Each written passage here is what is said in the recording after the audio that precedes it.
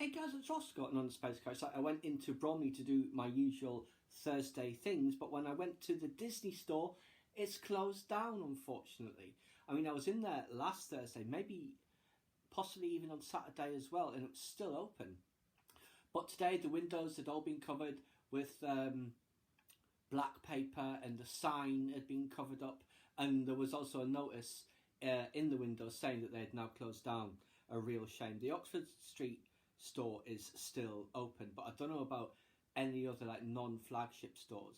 A real shame. Although to be fair, their Star Wars section has been a bit rubbish for a long time. The most recent stuff they've had has all been like Mandalorian inspired and everything. And I got the Mandalorian mug a few weeks ago. I think it was the last thing I got from the Disney store actually. But yes, a real shame. Obviously all of these guys came from the Disney store in Bromley. All of my Elite Series figures came mostly from the Bromley Disney store, but obviously there was the one in Sunderland and Newcastle and Oxford Street as well. I've had Elite Series figures from, so that's going to be a lot more difficult to source if they're ever doing any more Elite Series figures.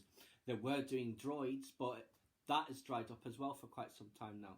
But obviously with everything else that's been going on, who knows what sort of plans there are for releasing any figures that is not either Bad Batch or Mandalorian.